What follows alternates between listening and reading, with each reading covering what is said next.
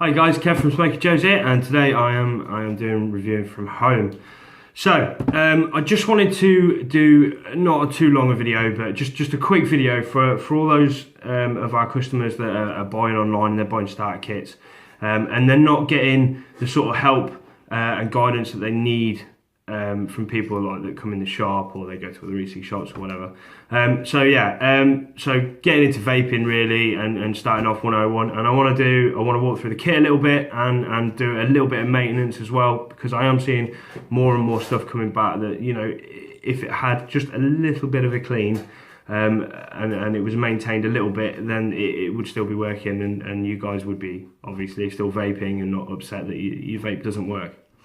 So we're going to look at the very basic sort of 1100 milliamp starter kit, you know, whether it's the 11, the 650, 900 milliamp, whichever it is, and just running through sort of setup on the tank, battery and charging, and also, you know, a little bit of safety on that as well. So I'm going to take you down, I'm going to do it all close up so it's nice and easy for you to see, and I'm not going to rush it, I'm going to do it nice and slowly.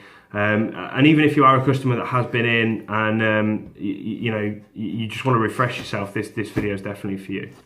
All right guys, thanks.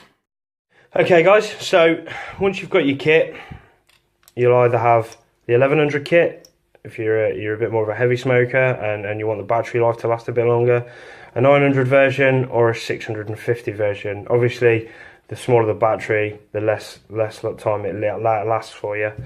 So with your kit, depending on which one it is, you'll get your CE5 tank, whether it's a coil system or a wick system. You'll get a USB lead and a battery of whichever one you pick, and you'll also probably end up buying some e-liquid as well. And the other thing is, we do these plugs separately. Now these plugs are brilliant. They're only 500 milliamp output. Some people, they tend to bring them back and they say that they've been using like an iPhone plug or an Android tablet plug, and they put in too much power. Okay, so when too much power is put into one of these small batteries, it gets hot. When it gets hot, there is soldering inside here that can come loose, and if that touches something that it shouldn't do, they're going to get hot, and you know, batteries can vent, and these things are very dangerous when they're put under too much pressure.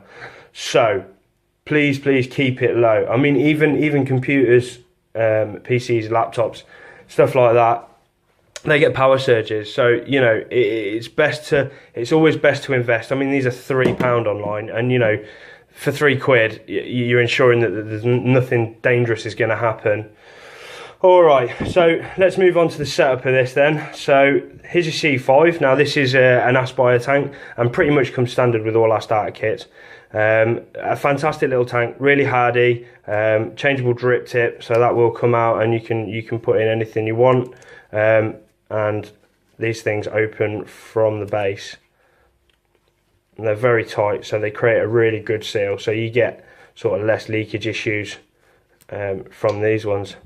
And then you've got your replaceable coil.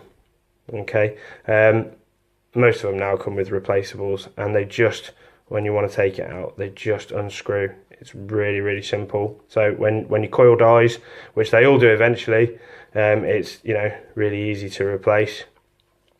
And the benefit of them being from the bottom is you can actually stand your tank up. So if you've got a full tank of liquid and you start getting dirty, burnt hits, then you know you can stand your tank up like that, so you don't lose any liquid. Change your coil, straight back in. Okay, so a few tricks I like to show people when they come into the shop is starting a new coil out for the first time. Okay, so it's completely bone dry in there. All I do is just get a little bit of liquid straight into that coil, just a few drops, and then with the intakes, just one drop around each of them. Basically, it's like, well, it's priming a coil basically. So you're giving it a better start to life. Okay, there you go. So that's the coil primed. Basically, when you press that button for the first time, you'll know there's nothing dry in there. And although the liquid will get back to it, if you tinge that coil, it's not going to last as long as it would do if it was completely coated in liquid. And it's a really good tip. And with these tanks, you've got your breathe tube. I don't know how well I'm going to be able to put this. So you can see the breathe tube inside.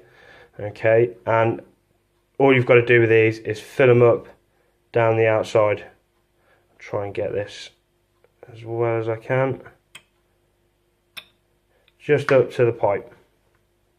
Okay, so that's pretty much full. Oh. Replace the base.